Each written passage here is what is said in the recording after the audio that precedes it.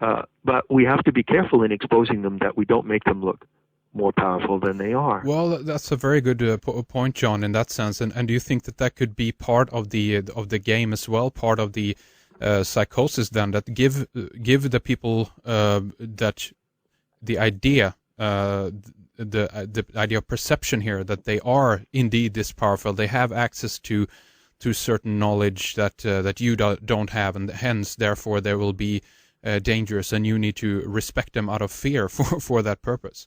Absolutely, Henrik. There's a huge Wizard of Oz factor in the global Illuminati scam. You know? Mm. And not only that, but I have to tell you that the thing that I think about day in and day out regarding this subject, maybe we'll strike a note with other people as well. I don't know. I mean, I suspect that people who are listening to me right now have watched, these YouTube documentaries, these internet documentaries. They've listened to many clips on YouTube. They've read the articles. We've all been forming a massive picture of the operations and orchestrations that are apparently running the human social order in a very destructive way. Okay? Mm-hmm. We're all sort of on to that game. But I would ask you, have you ever wondered, well, what's the counter game?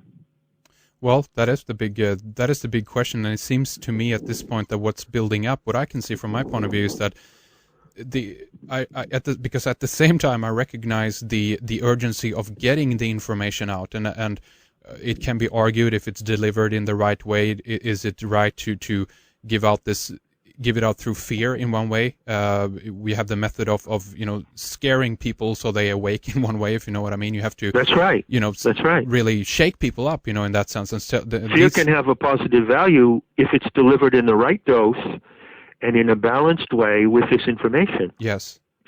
Yes. It is a frightening thing to think that we could be living in a society that is run by its worst specimens.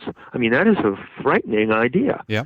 But it's a really wake-up idea, because if that's the case, or if it's anything like that, then we really have to pay attention and take action, you see. Yeah. But any expose of the great orchestration of social evil, I'm going to call it the great orchestration of social evil, and the great deception that we see, for instance, in 9/11, in the global warming scam. Any expose of that needs to be balanced by the counter magic. If there can be, I ask you, if there can be such a huge century-long orchestration toward social evil, why can't there be a huge century-long orchestration toward the overcoming of social evil? Oh. Where is the counter myth? Yeah. Where is the counter magic? Yeah. That's the question I ask myself. Where is the counter magic? If they are using a sort of black magic on us, and I believe they are, I mean, advertising is black magic, man. Yeah. I have to tell you. Yeah. It makes me sick. I can't look at an advertising poster in the street without getting a bit nauseous. It really makes me sick to see advertising, because it's completely phony and completely blatant programming of people. But if they are using that black magic in politics and advertising, in the media and entertainment, where's the counter magic? Tell us about, let's go into that then, John, and tell us a little bit about the counter magic, and also about this idea that you mentioned before, the immunity. How do we develop and develop the immunity to resist the spreading of this dementia?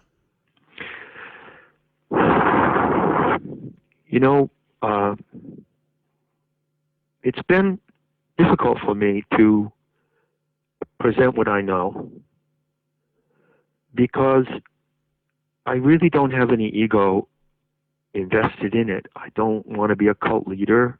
I don't want to be necessarily famous or recognized or anything. But I do believe that my recovery of the Sophia Myth of the ancient mysteries, and my disclosure of the practices in those mysteries, is a unique piece of information. And I'm sorry that I have to say that myself, but I do have to point that out. As far as I know, it's unique. No one else is talking about this in this particular way. You know that there's been tremendous amount of things written about the Nag Hammadi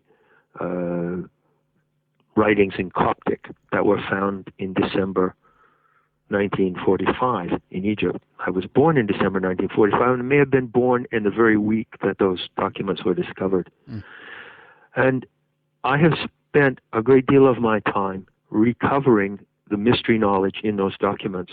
Well, you can read many books by other scholars about Nag Hammadi. You won't find anything like what John Lash is saying. That bothers me a little, because I don't want to appear to ask people to see me as special. But at the same time, I do believe that what I have been developing is very special indeed.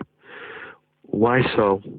I'll give you two reasons, and this is by way of answering your question about immunity and beyond immunity, about overcoming this black magic on the planet. The practice of the ancient mysteries, of the ancient pagan mysteries, was based on a story, the myth of the goddess Sophia, or the Aeon Sophia, to use a Gnostic term. I'm a comparative mythologist. I've looked at myths from all over the world. I've analyzed every creation myth that you can think of, from the Aboriginal creation myths to the ancient Greek mythology, Japanese, the Hopi, the Inuit, you name it.